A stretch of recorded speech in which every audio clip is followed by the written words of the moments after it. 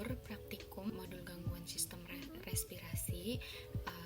Yang utamanya itu kita akan membahas tentang pemeriksaan serkaria, pemeriksaan metaserkaria, dan juga pemeriksaan telur cacing. Nah, tujuan dari praktikum ini adalah untuk mengidentifikasi telur cacing dan larva Paragonimus westermani. Nah, sebelum masuk ke praktikum, kita bahas dulu ya sedikit teorinya. Menurut Chai dan Jung di tahun 2018, cacing Paragonimus ini adalah penyebab penyakit Paragonomiasis sp, di mana Paragonomiasis sp ini terdapat 9 spesies. Nah, cacing pulmonari westermani, salah satu dari penyebab Paragonomiasis ini, berhabitatnya di paru-paru. Cacing pulmonari westermani ini dia termasuk ke dalam cacing dignea yang menginfeksi saluran pernafasan pada manusia. Cacing dewasa bertubuh tebal berwarna coklat kemerahan dengan ukuran panjang 7,5 sampai 12 mm dan lebar 4 sampai 6 mm, di mana sistem reproduksi cacing jantan itu terdiri dari 2 buah testis yang melengkung, tidak beraturan, serta terletak berdampingan sekitar 2/3 panjang tubuh. Ovarium burlobus terletak pada anterior testis kanan dan terhubung melalui oviduk ke uterus.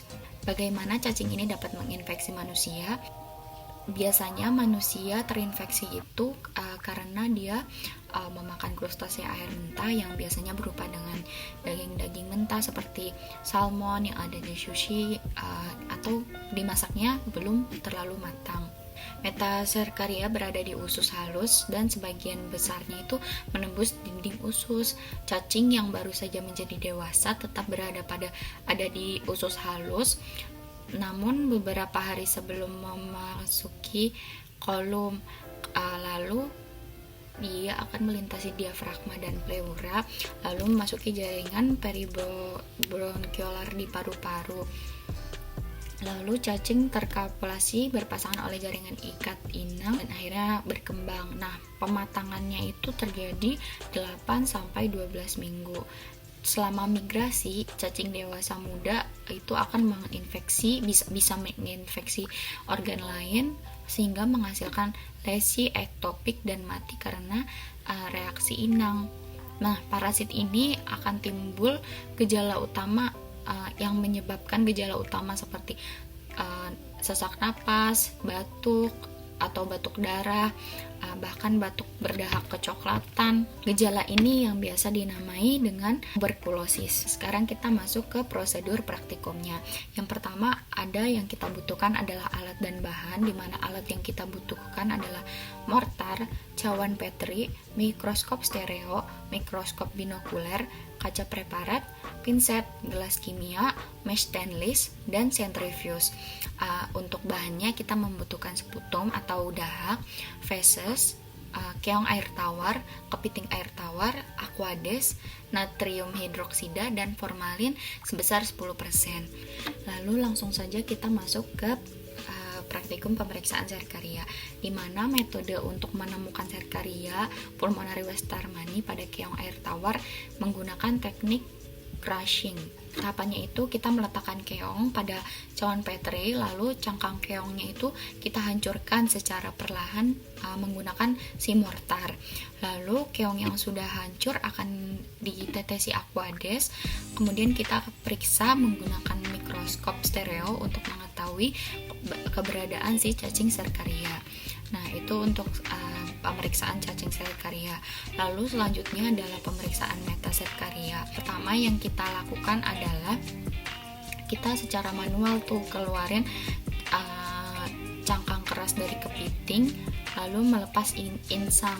Kemudian kita tekan antara dua kaca preparat dan diperiksa menggunakan mikroskop. Langkah selanjutnya yaitu kita ambil jaringan hepatopankreas, kemudian aduk rata di dalam karapas. Bagian karapas itu bagian keras dari krustasea, lalu dipindahkan yang tadi kita udah aduk ke dalam gelas kimianya.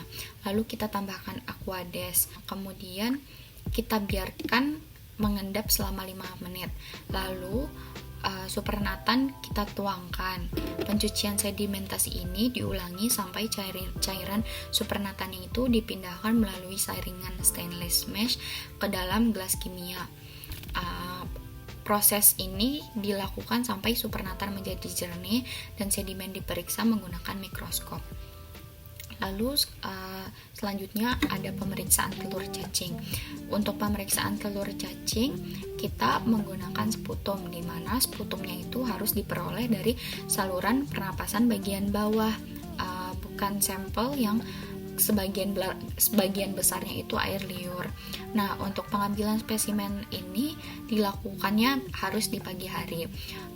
Sampel dahaknya dapat diperiksa dengan beberapa cara seperti dahak disentrifungsi, kemudian sedimen diperiksa langsung menggunakan mikroskop. Apabila dahaknya terlalu kental, natrium hidroksida dengan volume yang sama dapat kita tambahkan sebanyak 3%. Lalu sentrifungsi dan periksa sedimen menggunakan mikroskop.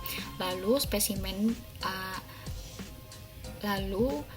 spesimennya diawetkan dalam 10% formalin dan prosedur konsentrasi formalin etil asetat diselesaikan, kemudian sedimen diperiksa menggunakan sediaan langsung atau pewarnaan. Kemudian pengerjaan sampel feses menggunakan teknik Kato-Katz, pemeriksaan keberadaan telur cacing menggunakan mikroskop binokuler. Dan segitu saja dari saya, kurang lebihnya mohon maaf. Terima kasih.